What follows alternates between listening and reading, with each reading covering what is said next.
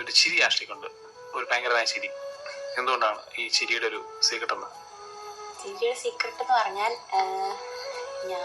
എനിക്കങ്ങനെ സീക്രട്ട് എന്ന് പറയുന്നത് അറിയത്തില്ല. ഞാനിങ്ങനെ എനിക്ക് തോന്നുന്നു ഞാനിങ്ങനെ ദിവ്യകാന്തിന് മുമ്പിലിരിക്കേ എന്നുവെച്ചാൽ ഇങ്ങനെ ഒരു ദിവസം ഞാൻ എൻ്റെ ഒരു സമയത്ത് ഞാനിങ്ങനെ ഒത്തിരി സമയം ഈശോയോട് ഇരിക്കുമായിരുന്നേ. ഈശോ ഇങ്ങനെ നോയിക്കൊണ്ടിരിക്കുന്നു. അപ്പം ഇങ്ങനെ പിന്നെ ഞാനിങ്ങനെ ഒരു വചനം കേൾക്കുന്നതും അവിടുത്തെ നോക്കിയവർ പ്രായസ്ഥരായി ഇങ്ങനെ കേൾക്കും. അപ്പം എനിക്ക് തോന്നുന്നു അറിയത്തില്ല തന്നെ ഇങ്ങനെ പിന്നെ നമുക്കിങ്ങനെ ഈശോയെ കാണുമ്പോഴും ഈശോ ഓർക്കുമ്പോഴൊക്കെ ഇങ്ങനെ ഭയങ്കര സന്തോഷമാണല്ലോ ഈശോ ഓർക്കുമ്പം പ്രാർത്ഥിക്കുമ്പം ഓക്കെ. അപ്പം ആ ഈശോ തരുന്ന സന്തോഷമാണെന്ന് തോന്നുന്നു. എപ്പോഴും ഈശോ ഓർക്കാറുണ്ട്? എപ്പോഴും ഓർക്കാൻ പറഞ്ഞാൽ ഓർക്കാൻ ശ്രമിക്കാറുണ്ട്. എന്നുവെച്ചാൽ എപ്പോഴും ഓർക്കാൻ പറ്റാറില്ല. പക്ഷേ കൊച്ചുത്തരേസ്യൊക്കെ പറയുന്നത് 3 മിനിറ്റൊക്കെ കൊച്ചുത്തരേസ്യ ഓർക്കാതിരുന്നിട്ടുള്ളൂ പറയും. അപ്പോൾ ഞാനിങ്ങനെ ഈശോയോട് പറയും എപ്പോഴും ഓർക്കാൻ പറ്റിയായിരുന്നെങ്കിൽ ഞാനിങ്ങനെ ഈശോയോട് പറയും. അങ്ങനെ പരിശ്രമിക്കുന്നു. നമ്മളിങ്ങനെ എപ്പോഴും ഇങ്ങനെ ഒരു സന്തോഷമായിട്ടിരിക്കണമെങ്കിൽ എന്ത് ചെയ്യണം?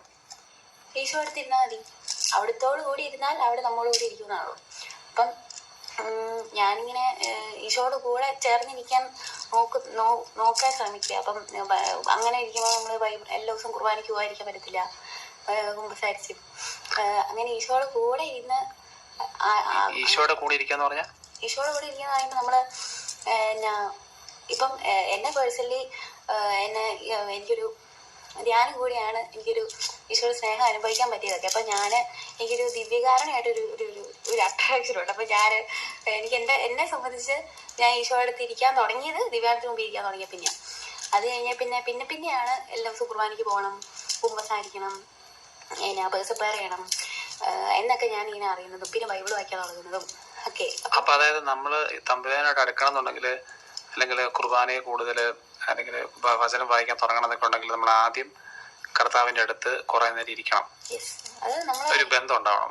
നമ്മൾ ആദ്യം ഇങ്ങനെ നമ്മളിപ്പോൾ ചുമ്മാ ഇപ്പോൾ നമ്മൾ പേഴ്സണൽ ഇപ്പം മനുഷ്യനും തമ്മിലുള്ള ബന്ധമാണെങ്കിൽ പോലും ഇപ്പം ഇന്ന് കണ്ട ആള് നാളെ കാണുമ്പം പിന്നെയും 3 ദിവസം അടുപ്പിച്ച് കാണുമ്പോൾ അങ്ങനെയാണല്ലോ നമ്മൾ തമ്മിലുള്ള ഒരു മനുഷ്യൻ തമ്മിലുള്ള ഒരു ബന്ധം. അപ്പം അതുപോലെ തന്നെ നമ്മൾ ദൈവമായിട്ടൊരു ബന്ധത്തിലായിരിക്കും നമ്മൾ എപ്പോഴും കണ്ടോണ്ടിരിക്കണം അല്ലേ. അപ്പം നമ്മൾ പേഴ്സണലി ഈശോയുടെ അടുത്തിരിക്കാൻ ദിവ്യാനത്തിന്റെ അടുത്തേക്ക് ഇരിക്കാൻ പറ്റിയില്ലെങ്കിലോ?